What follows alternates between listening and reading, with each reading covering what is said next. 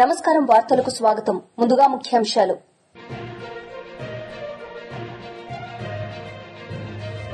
మాజీ మంత్రి KTR press meet, పలు అంశాలపై వివరణ.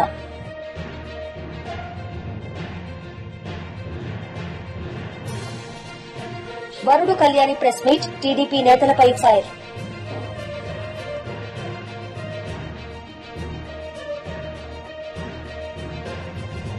వైసీపీ మహిళా లీడర్ వరుడు కళ్యాణి మీడియా సమావేశం నిర్వహించారు. ఈ సందర్భంగా ఆమె మాట్లాడారు. 5 రకాల బస్సులకు మాత్రమే మహిళలు ఫ్రీగా ప్రయాణం చేసేట్టుగా అవకాశం కల్పించి 11 బస్సుల్లో వాళ్ళకి అవకాశం లేకుండా చేయడమే కాకుండా ఎన్నికల టైంలో రాష్ట్రంలో ఎక్కడి నుంచి ఎక్కడికైనా ఫ్రీ ప్రయాణము అని చెప్పిన మీరు ఈ రోజు జిల్లాలకే పరిమితమైన బస్సులకు మాత్రమే ఫ్రీ బస్సులో అవకాశం కల్పించి మళ్లీ అదేదో విజయవంతమైన పథకం అంటూ ఎలా మీరు ఓదరగొట్టుకుంటారో నేను అడుగుతూ ఉన్నాను. మళ్లీ తీసుకుంటే గ్యాస్ సిలిండర్స్ గురించి చాలా గొప్పలు చెప్పారు నిన్న మీటింగ్ లో. అసలు ఈ రాష్ట్రంలో 1,59,00,000 మంది ఎల్పీజీ గ్యాస్ సిలిండర్స్ ఉంటే మీరు 55 లక్షల మందికి ఎగ్గొట్టి మీరు ఏ విధంగా దాన్ని పూర్తిగా అమలు చేశామని చెప్పుకుంటారని నేను అడుగుతూ ఉన్నాను. అలాగే తీసుకుంటే తల్లికి వందనం గురించి కూడా చాలా గొప్పలు చెప్పారు. ఏదో మహిళలకు మేలు చేసేస్తాను, చిన్న బిడ్డలకు మేలు చేసేస్తున్నాను అని చెప్పడం జరిగింది. జగనన్న టైంలో అయితే 87 లక్షల మంది పిల్లల తల్లులకు వాళ్ళ అకౌంట్స్ లో అమ్మఒడి ఇచ్చేవారు. మీరు మీ కూటమి అధికారంలోకి వచ్చాక మొదటి ఏడాది తల్లికి వందనం ఎగ్గొట్టడమే కాకుండా ఇప్పుడు ఇచ్చిన దానిలో కూడా 87 లక్షల మందిలో 20 లక్షల మంది పిల్లల తల్లులకి వాళ్ళ అకౌంట్ లో డబ్బులు వేయకుండా ఎగనామం పెట్టి, అలాగే 2వ ఏడాది 15,000 అని చెప్పి 13,000 మాత్రమే వేసి ఒక్కొక్క బిడ్డకు మీరు ఇప్పటికీ 17,000 రూపాయలు ఎగనామం పెట్టి అది విజయవంతమైందని ఎలా చెప్తారు చంద్రబాబు నాయుడు గారు అని నేను అడుగుతూ ఉన్నాను. అంత దారుణంగా ఈ రాష్ట్రంలో మహిళలకు మోసం చేసి ఏ విధంగా మహిళలకి చాలా చేసేశాను అని గొప్పలు ఎలా చెప్పుకోగలుస్తారు? మీరు సాధించింది ఏంటి అని నేను అడుగుతూ ఉన్నాను. ప్రతి దానిలో కూడా డ్రామా. అసెంబ్లీలో పూర్తిగా డ్రామా మనం చూసాం. అసెంబ్లీ బయట కూడా డ్రామా చేశారు. అలాగే నిన్న మహిళా దినోత్సవం రోజు కూడా డ్రామా తప్ప ఇంకేమీ లేని పరిస్థితి. చంద్రబాబు నాయుడు గారి నాయకత్వంలో ఈ ప్రభుత్వాన్ని, ఈ కూటమి ప్రభుత్వాన్ని ప్రజలు అంటూ ఉన్నారు, ఎన్డీఏ అంటే నేషనల్ డెమోక్రటిక్ ఎలియన్స్ కాదు, ఎన్డీఏ అంటే నారావారి డ్రామా అడ్మినిస్ట్రేషన్ అని ఈ రోజు మహిళలందరూ అంటూ ఉండే పరిస్థితి.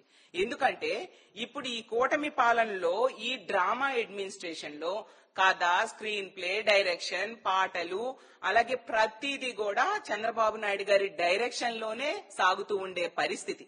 మంత్రులు, ఎమ్మెల్యేలు వీళ్ళందరూ క్యారెక్టర్ ఆర్టిస్టులు మాత్రమే. అలాంటి డ్రామా పరిపాలన ఈ రాష్ట్రంలో సాగుతూ ఉంది. అలాగే ఎంత డ్రామాతో నడిపించుతూ ఉన్నారంటే ఈ కూటమి పాలనలో అసలు ఏ ఒక్క హామీని కూడా ఎన్నికల టైంలో సూపర్ 6లని, సూపర్ 7లని చాలా హామీలు ఇచ్చి ఏ ఒక్క హామీ కూడా సరిగ్గా అమలు చేయకుండా అన్ని చేసేశానని గొప్పలు చెప్పుకుంటూ ఉన్నారంటే అలా చేయని దాన్ని చేశాను అని చెప్పుకొని అలా డ్రామా ఆడడం ఒక్క చంద్రబాబు నాయుడు గారికే చెల్లిందని తెలియజేస్తూ ఉన్నాను. ఈ రోజు తీసుకుంటే మహిళలకి ఆడబిడ్డ నిధి ఎగ్గొట్టడం జరిగింది, 0 వడ్డీ ఎగ్గొట్టడం జరిగింది, 10 లక్షల వరకు రుణాలకి వడ్డీ లేని రుణాలు ఇస్తానని చెప్పి అది కూడా ఎగ్గొట్టడం జరిగింది. అలాగే తీసుకుంటే టీడీపీ లీడర్ మీడియా సమావేశం నిర్వహించారు. ఈ సందర్భంగా వైసీపీ నేతలపై వారు మండిపడ్డారు. ఎందుకు వేస్తున్నారండి? మీరు వేసింది వేషం కాదా? అది మీకు మేకప్ ఎందుకండి?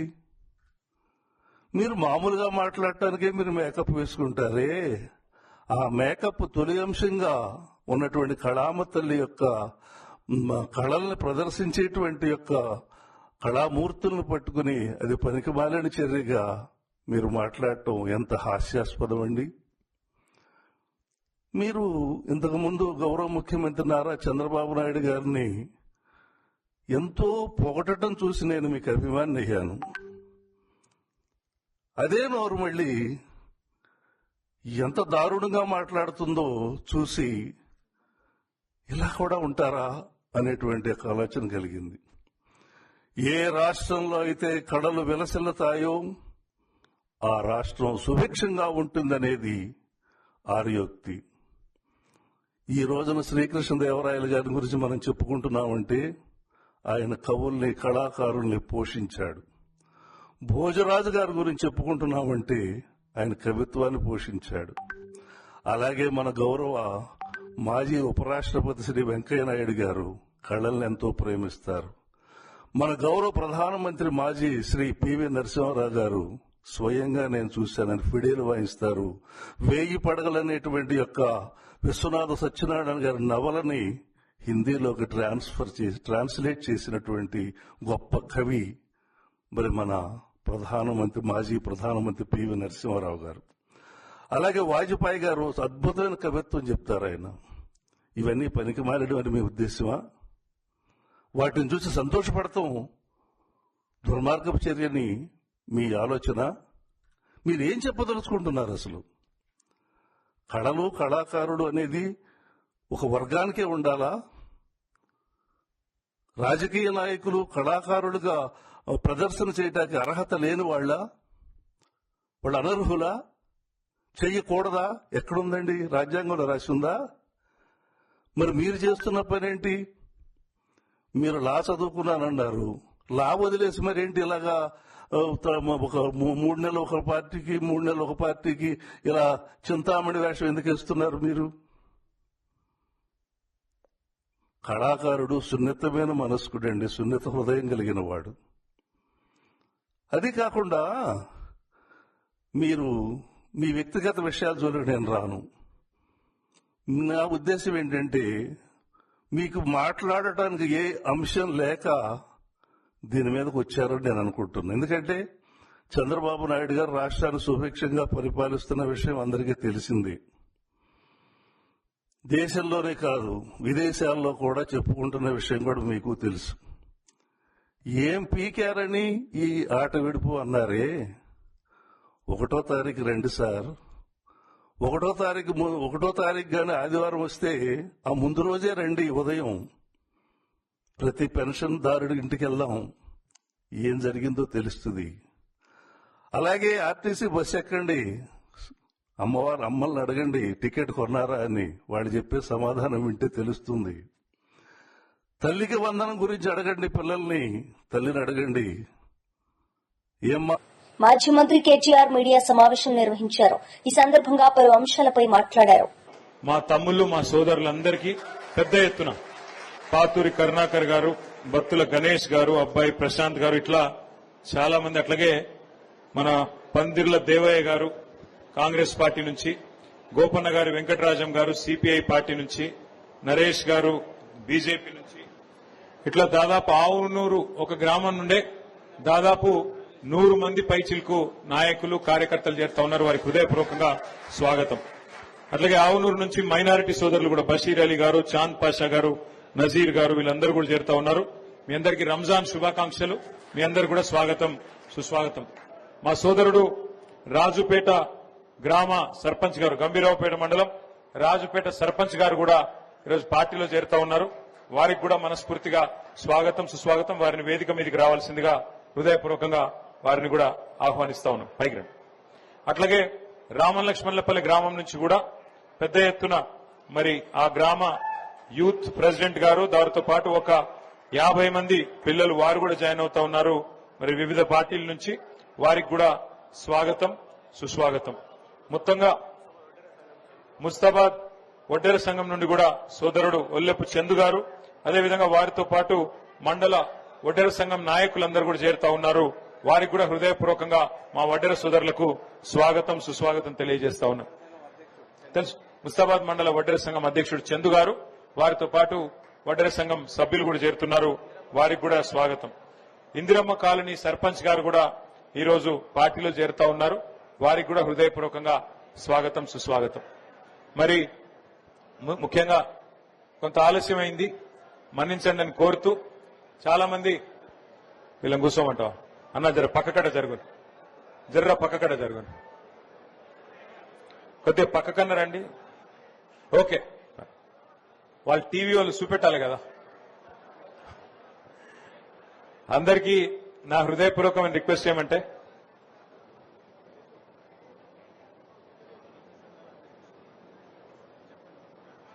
ఈరోజు ఆవనూరు నుంచి కూర్చోండి, మీరు కూర్చోండి.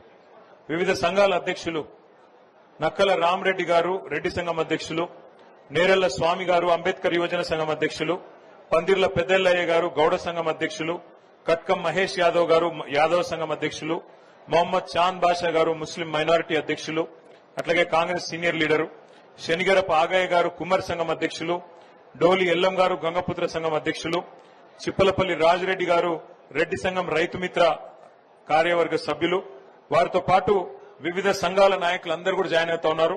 తుర్కపల్లి నుంచి కూడా మరి అక్కడ డాక్టర్ అంకని ఎల్లం గారు, అట్లాగే గంగాడి బాలరెడ్డి గారు, ఇంకా మిగతా మిత్రులు కూడా చాలా మంది బీజేపీ కాంగ్రెస్ నుంచి చేరుతా ఉన్నారు. వారికి కూడా ఒకసారి గట్టిగా చప్పట్లతో స్వాగతం చెప్పాలని చెప్పి కోరుతా ఉన్నాను.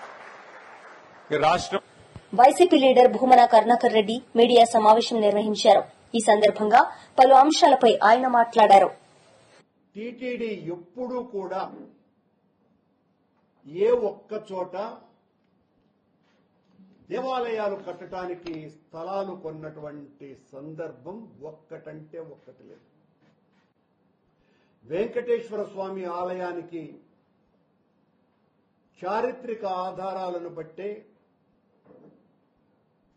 మహారాణి సామవాయి దగ్గర నుంచి పల్లవరాణి సామవాయి, ఆ తర్వాత చోళరాణి పరాంతకదేవి, ఆ తర్వాత యాదవరాజులు, ఆ తర్వాత విజయనగర చక్రవర్తులు, ఇలా చెప్పుకోతే ఎంతో మంది మహానుభావులు ధనము, ధాన్యము, భూమి ఇతోధికంగా వెంకటేశ్వర స్వామికి కానుకలుగా వేసినారు.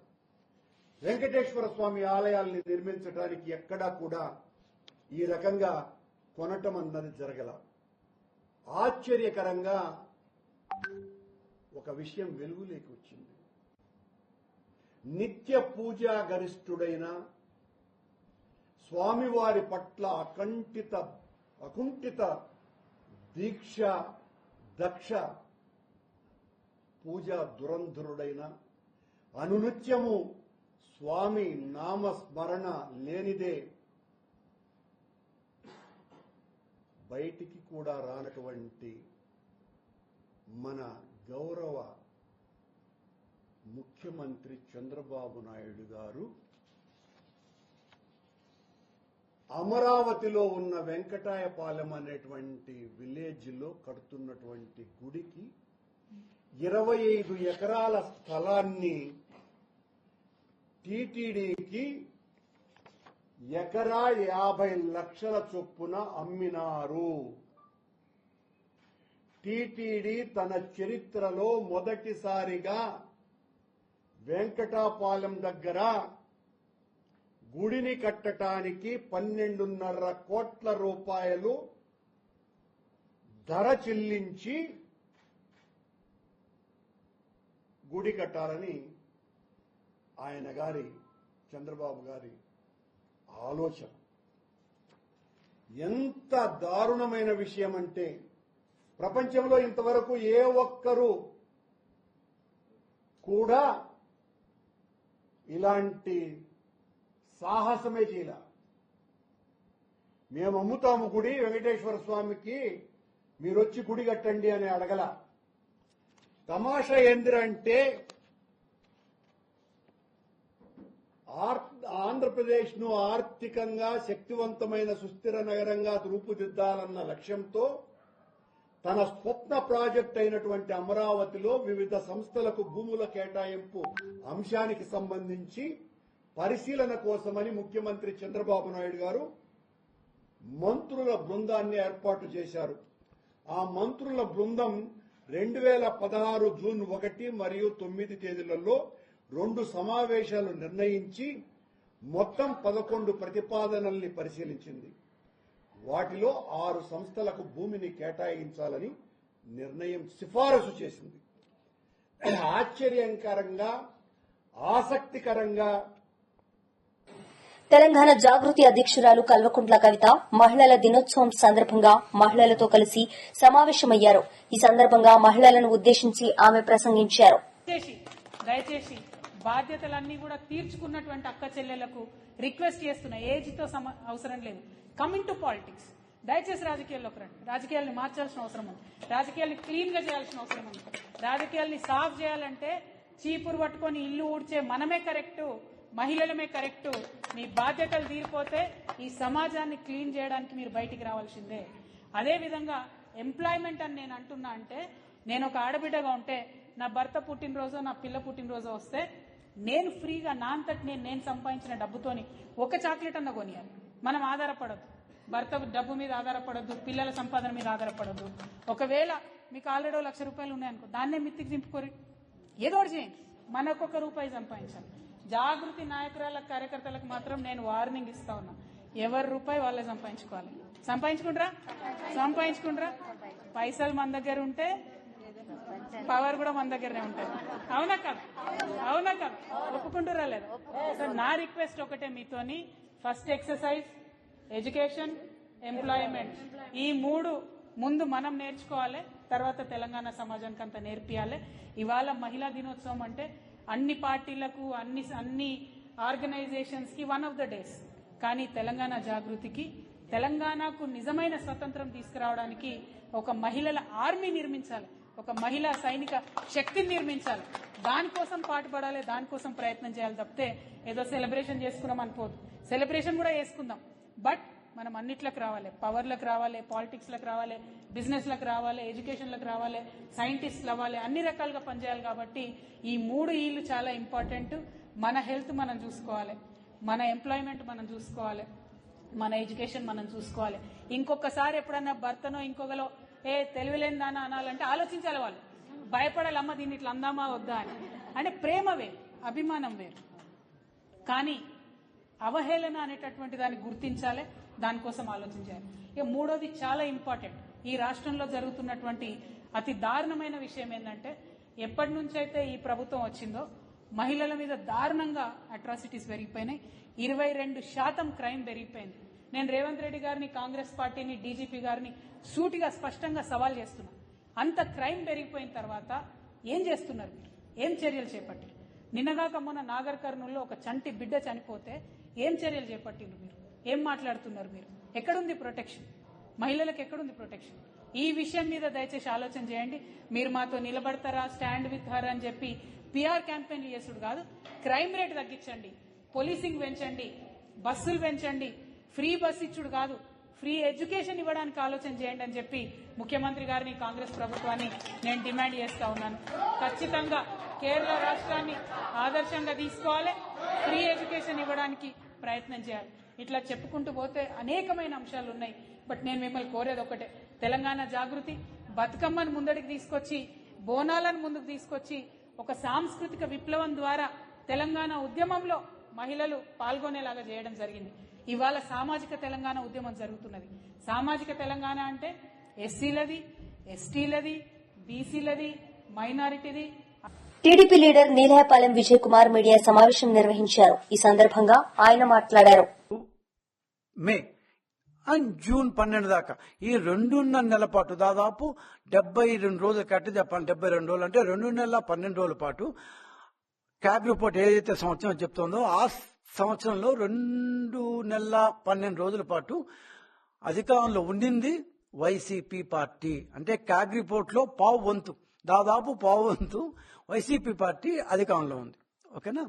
సరే, ఆ నివేదిక ప్రకారం క్యాగ్ ఏం చెప్పిందంటే మొత్తం అప్పులు అంటే 2024 ఏప్రిల్ నుంచి 2025 మార్చి దాకా మొత్తం అప్పులు 81,071 కోట్లు, 81,071 కోట్లు అప్పు చేశారు అని చెప్పింది. Okay, fair enough. కానీ అది దాని ముందు సంవత్సరం కంటే 16% ఎక్కువ అనేది.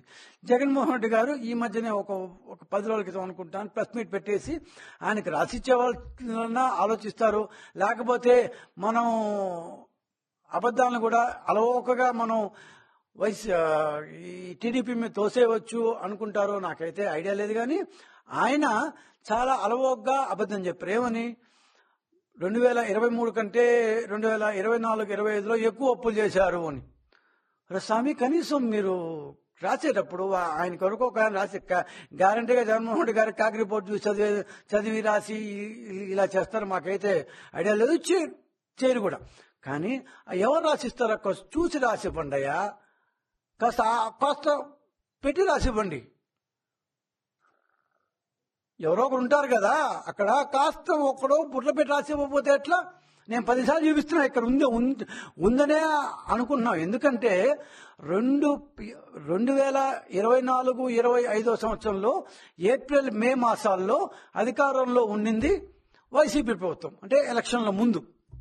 మేము వచ్చింది ఇందాక నేను చెప్పినట్టు జూన్ 12వ తేదీ ప్రమాణ స్వీకారం. అంటే ఈ 2 నెలల పాటు చేసిన అప్పులు బ్రహ్మాండంగా చేశారు. వస్తాను డీటెయిల్స్ లోకి. బ్రహ్మాండంగా చేశారు. అప్పుడు ఏముందని అప్పు చేశారో అసలు అర్థం కాదు. ఆ 2 నెలల్లో అంటే అధికారం దాదాపు ఎలక్షన్ పూర్తి అయిపోయిన తర్వాత కూడా ఎలా అప్పులు చేస్తారు వీళ్ళు? ఎలక్షన్ 14th పూర్తి అయిపోతే ఆ తర్వాత కూడా అప్పులు చేశారు. ఎందుకు చేశారు, ఏం ఖర్చు పెట్టారు? ఆ 2 నెలల అప్పు వైసీపీ లెక్కలోకి వస్తుంది కదా. అంటే నువ్వు చాలా తెలివిగా 2024-25లో 2 నెలల పాటు తెగ అప్పులు చేసేసి 35% అప్పులు, సంవత్సరానికి 100% అనుకుంటే 35% అప్పులు 2 నెలల్లో చేస్తున్నావు. అవి కూడా మా మీద దోషేస్తారా? అన్యాయం కదా, అన్యాయం కదా, తప్పు కదా. ఇట్స్ ఫైనాన్షియల్ మిస్డిమినర్ అంటారు. అంటే నువ్వు ప్రజలకి క్యాగ్ రిపోర్ట్ కూడా ఇంటర్నెట్ లో పోయి కనీసం చూడలేనంత వెరిబాగులో జగన్మోహన్ రెడ్డి గారు మీ యొక్క దృష్టిలో మామూలు ప్రజలు. లెక్క ఏంటంటే కాగ్ నివేదిక 2024-25 మొత్తం ఆర్థిక సంవత్సరాన్ని కవర్ చేస్తుంది. ఏ పార్టీ అధికారంలో ఉన్నా ఆ సంవత్సరం ఆ మొత్తం ఆర్థిక సంవత్సరానికి ఇచ్చింది. అప్పుల సంఖ్యలో 2024 ఏప్రిల్. వార్తలు ముగించే ముందు ముఖ్యాంశాలు మరోసారి.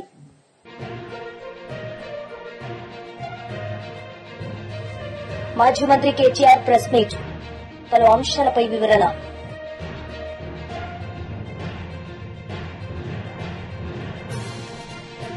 వరుడు కళ్యాణి ప్రెస్ మీట్, టీడీపీ నేతలపై ఫైర్.